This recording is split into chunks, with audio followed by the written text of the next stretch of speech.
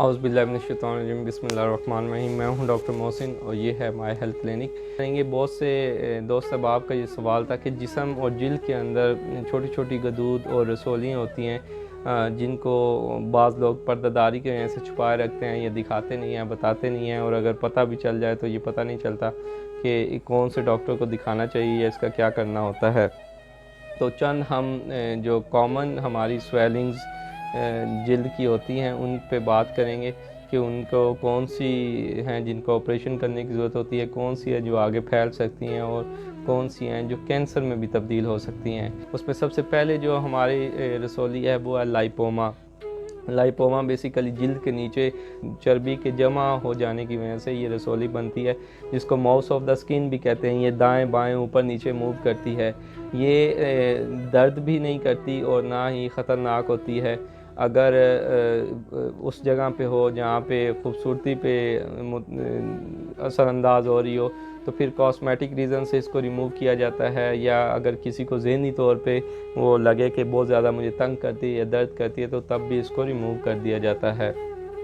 दूसरी रसौली जो जिल्द पे बनती है वो ख़ास तौर पे जॉइंट्स में या हाथ और ये रिस्ट पे बनती है। इसको गैंग्लियन कहते हैं, गैंग्लियोनिक सिस्ट कहते हैं। काफ़ी ज़्यादा दर्द वाली कैफियत होती है। इसके लिए हम आम तौर पर एक स्टीरॉइड का इंजेक्शन लगा दिया जाता है इस रसौली के अंदर। उसको पानी को सक कर लेते हैं और इंजेक्शन लगा देते हैं, या फिर यह है कि इसका ऑपरेट कर देते हैं। लेकिन फिर भी चांसेस होते हैं कि ये दोबारा बन जाए, ये 6 महीने साल, लेकिन एटलीस्ट ये होता है कि वो जो अद्वियात दर्द के लिए या जो काम करने में दिक्कत होती है उससे छुटकारा हासिल हो जाता है। तीसरी जो रसौली है या वो हैं वर्ड्स बेसिकली उर्फ़ आम में इसे कुछ लोग चूहियाँ भी कहते हैं। ये पाँव के तलवे के नीचे और जिस्म की मुख्तलिफ़ जगहों पे होती हैं। इनको ये एक वायरस, ह्यूमन पैपिलोमा वायरस होता है जिसकी वजह से बनती हैं और आगे फैलती भी हैं। इनको कुछ लोग हल्दी, घोड़े का बाल और डिफरेंट अशिया का इस्तेमाल और तजर्बात करते हैं, लेकिन ये उससे ठीक नहीं होता। इसको पूरा जड़ों से निकाला जाता है और इसको जलाया जाता है, बाज़-औक़ात केमिकल से, बाज़-औक़ात इलेक्ट्रिकल से। हमारे पास डिवाइसेस होते हैं जिसको पूरा इसको जड़ से निकाल के इसको बाद में जलाया जाता है, उस जिल्द को साफ़ किया जाता है। अगर कोई एक ज़रा भी रह जाए तो ये दोबारा फैल जाता है और एक से दूसरे को लगता है और एक जगह से दूसरी जगह फैलता चला जाता है। और ये काफ़ी दर्द वाली सूरत हाल होती है, रात को शदीद दर्द के साथ मरीज़ को तंग करता है। तो अगर ऐसे मसाइल हों या ऐसी अलामात हो तो बेहतर है कि अपने किसी भी जो डॉक्टर हैं उनको दिखाएं और आपके माइंड में हो कि इसका इलाज ये है, ये सिंपल घोड़े के धागा बांधने से ये ठीक होने वाला नहीं है।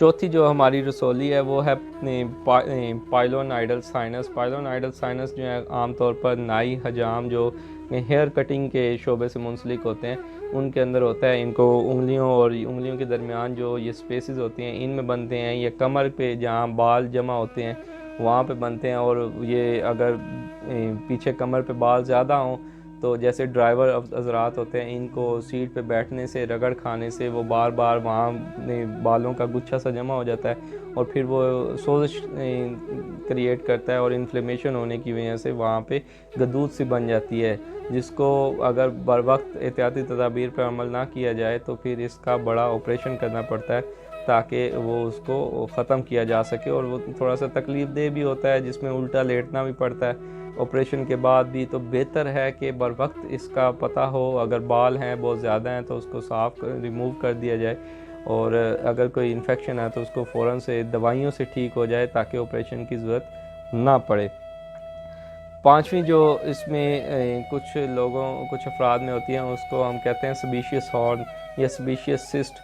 ये ख़ास तौर पे जहाँ पे जिल्द के अंदर हमारी कुछ ऑयल बनाने वाले ग्लैंड्स होते हैं, वो ग्लैंड्स अगर ज़्यादा काम कर रहे हों या उनका रास्ता बंद हो जाए तो वहाँ पे सोजिश होना शुरू हो जाती है और वहाँ पे वो ऑयली सी एक गदूद सी बननी शुरू हो जाती है, जिसको हम सेबेशियस सिस्ट कहते हैं। ये आम तौर पर कमर पे और सर पे जो सर की जिल्द है उसके अंदर होती है। सेबेशियस हॉर्न की तरह बनते हैं, ये एक सींग नुमा होते हैं जो आहिस्ता सा बड़े होते हैं। इनको भी ज़रूरत होती है कि हल्का सा एक छोटा सा ऑपरेशन होता है, उसमें सुन करके इसको कट लगा के उसको रिमूव किया जाता है और बाद में इसको टांका लगा के बंद कर देते हैं। तो ये ठीक हो जाता है, कोई इतनी ख़तरनाक चीज़ नहीं है। लेकिन ये अद्वियात से या घरेलू तजर्बात से ये ठीक होने वाली चीज़ें नहीं होती। एक जो रसौली तो नहीं है, खैर उसका ताल्लुक़ वो ज़ख्मों से है। कुछ अफराद ऐसे होते हैं जिनके अंदर टेंडेंसी होती है कि जब भी उन्हें ज़ख्म लगे या चोट लगे तो उनका ज़ख्म जब भरने लगता है तो वो भरने के दौरान वो एक हद से ज़्यादा इन्फ्लेमेशन या वहाँ पे वो स्कार बनना शुरू हो जाता है, जिसे हाइपरट्रॉफिक स्कार कहते हैं।